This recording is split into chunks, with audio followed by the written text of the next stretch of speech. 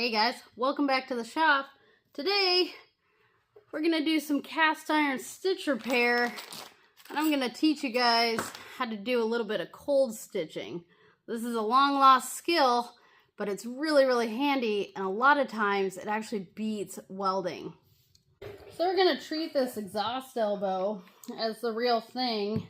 And in order to get started, we're gonna need to clean up this surface. Now, of course, this exhaust elbow has rusted all the way through. There's one hell of a crack. But in order to see the crack cleanly, I do need to clean off this loose rust and really expose the crack. And in the real world, we'd want to find the edges of it. So in this case, you know, this crack goes all the way down to the bottom. Well, on a manifold, it's, you know, unless it's completely broken in half, it will have ended somewhere. So we want to get it cleaned up so we can see exactly what this is doing. Well, Meredith, if cold stitching is so great, how come we don't see more of it? Well, the process of cold stitching, similar to welding or brazing, is very specialized and expensive. Between the materials and the time, it's often reserved to preserve parts on engines that you can't buy new parts for, or antique engines or something like that. And so there's also not a lot of people who can do that type of work, and so typically we don't see much of it. Now, the first step in cold stitching is we need to drill holes along our crack that we are going to tap and prepare for the plugs that are going to be inserted.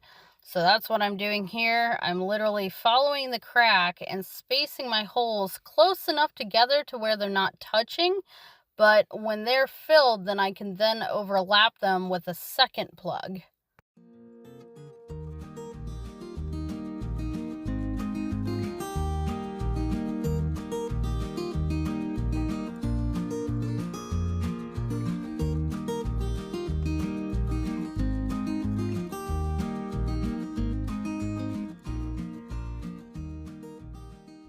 Alright, so the center of this is just collapsing because there's nothing left. So we're gonna kind of skip this. I'll probably patch that, but we're not gonna go around this portion. So I'm gonna start down here and do this lip because hopefully that won't just crumble.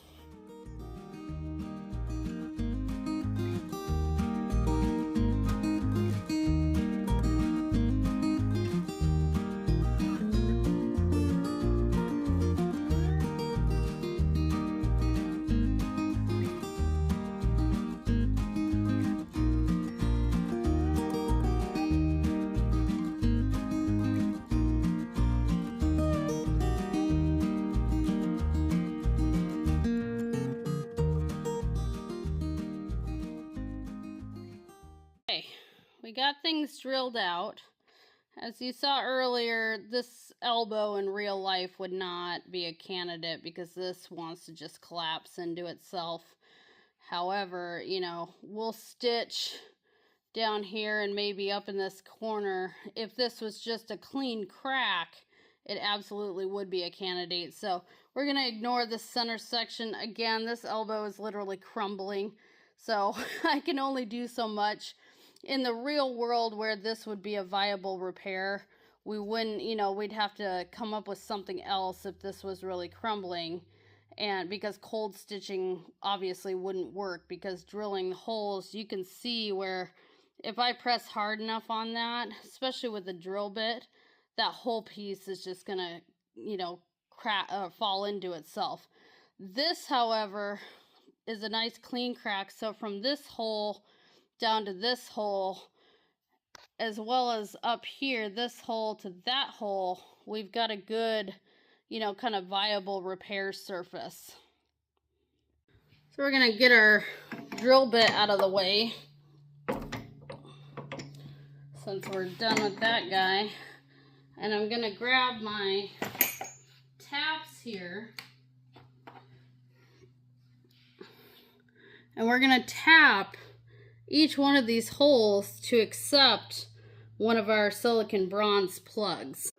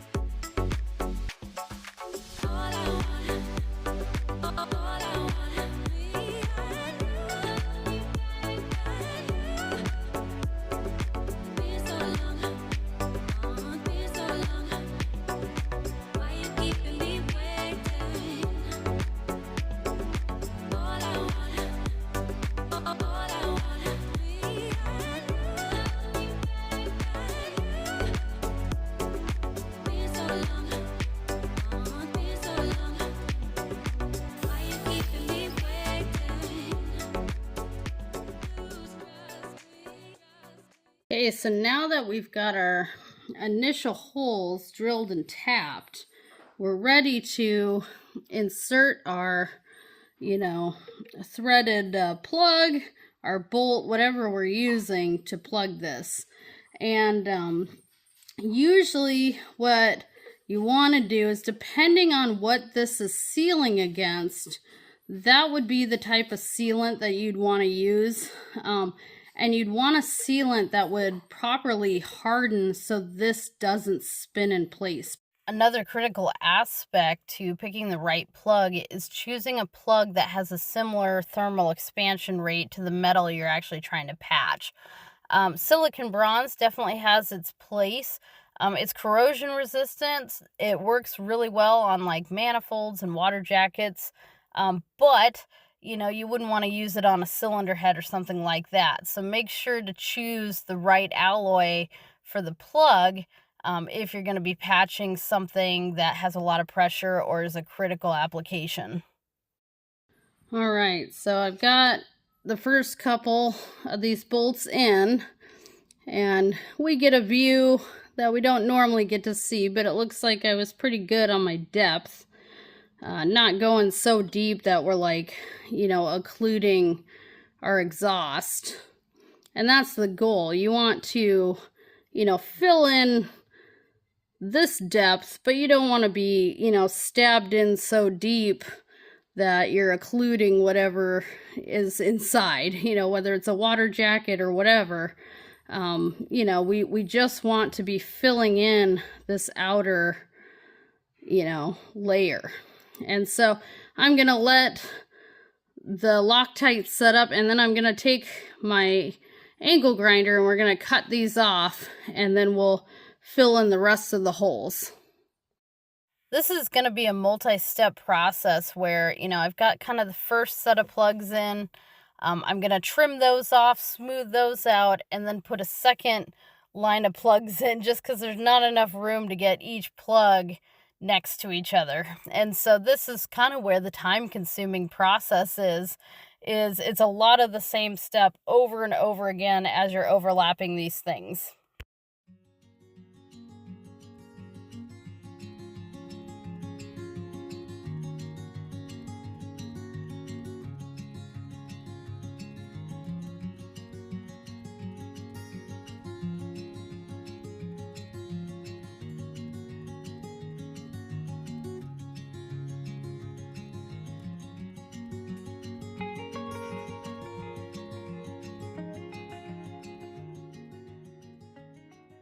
Alright, managed to get the second set in. And I've got one more hole that once I cut this one off, I can fill that. Remember, we're ignoring this dead piece. But everything else is looking really good.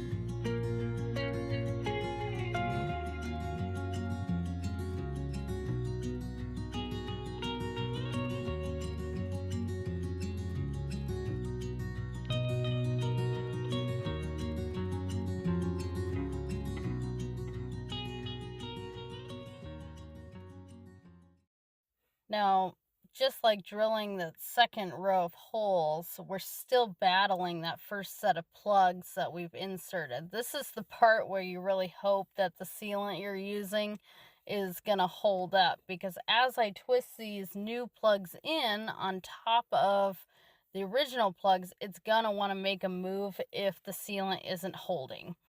If you are using one of the actual commercial kits from, like, Lock and Stitch, they'll provide you with the proper sealant that will bond these permanently, and you don't have to worry about them moving. It makes it a lot easier. When you put these in, you want to make sure they're overlapping, the plugs you put in originally. Otherwise, it's kind of pointless. So take your time, make sure you got good overlap, and if you need to put an extra plug or two in to make sure everything's covered, then do that.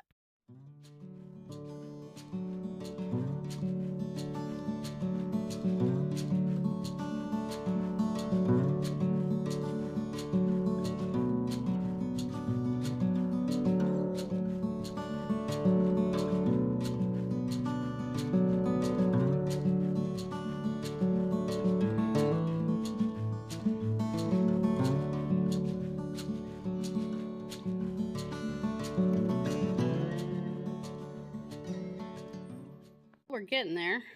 We have kind of the first group of screws that are overlapping. Remember, these ones were gapped farther apart, so there's actually room for another screw to overlap kind of in between. But I'll see if I can't get a good angle. This is kind of the goal if you're just doing one-on-one. So this is essentially line stitching, lock stitching. There's a bunch of different terms, but we're looking for that overlap where it engages with the cast iron and it engages with each other. To work around some of the curves and textures of this piece, a lot of times it's actually easier just to use a hand drill. And so instead of using the drill press, I'm going to tackle kind of those weird angles with my regular hand drill, and that will help me get a good plug right at that corner where it changes height.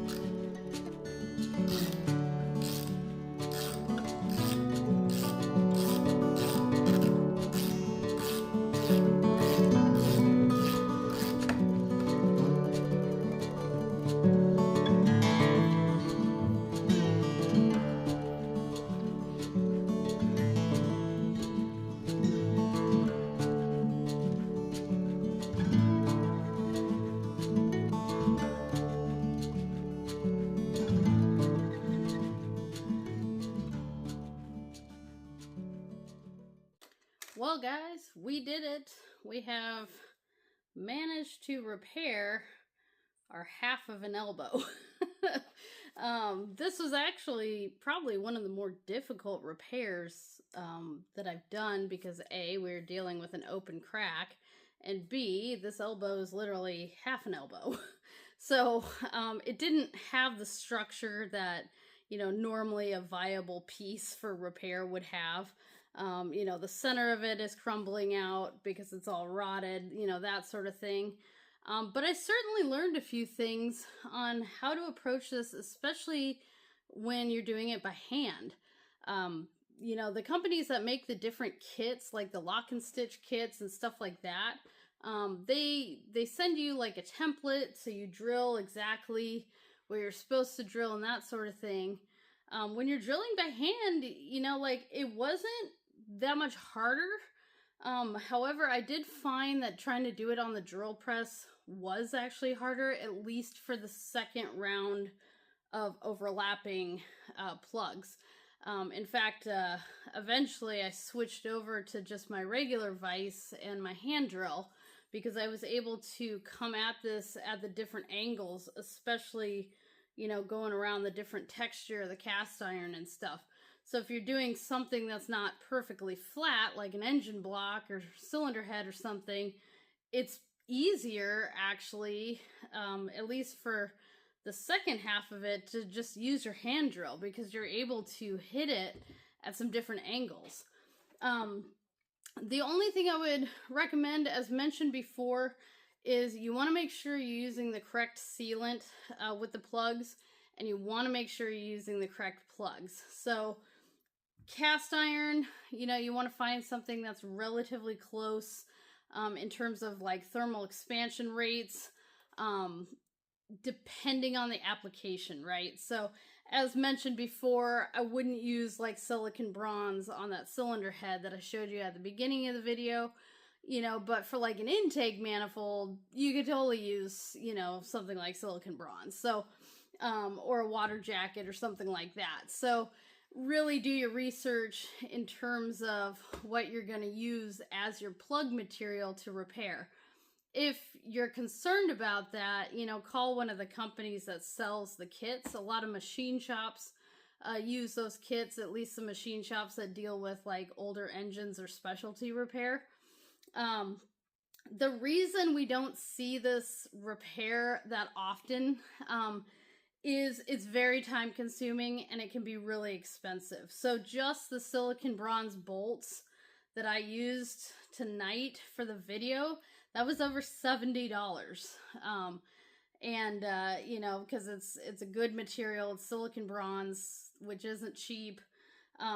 Would I absolutely choose the best material? Yeah, for like corrosion resistance and the marine environment, sure.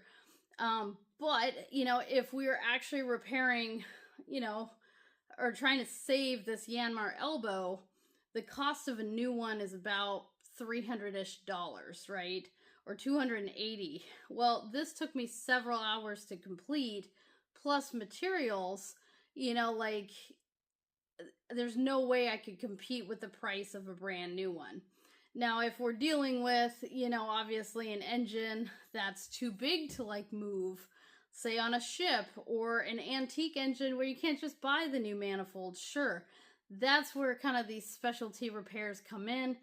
And, you know, it's a really nice skill set to have. I made sure to teach my engineering students to do this, because when you're out on the ocean and the engine block cracks or something, you know, like that cracks, you're not just gonna like pull that engine out of the ship.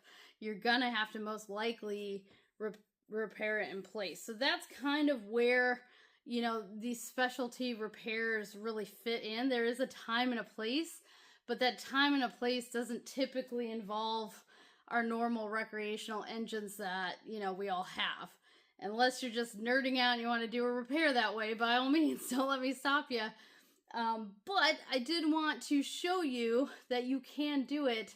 And if you're unable to weld it or braze it for whatever reason, you certainly can cold stitch it. And, you know, do some research if you're curious about it, but cold stitching can be pressure tested. It can hold up to some pretty high pressures in terms of like hydraulic pressures and stuff like that. So it is an actual viable repair if the proper materials are used. So it's another kind of thing to throw in your toolkit if there's something you're trying to restore or keep going. Anyways, I hope you guys learned something tonight. That was a lot of fun doing that. I really appreciate you sticking around and watching all my videos. I'm already working on the next one for you guys, and I will plan on seeing you guys in the next video. Thanks for watching.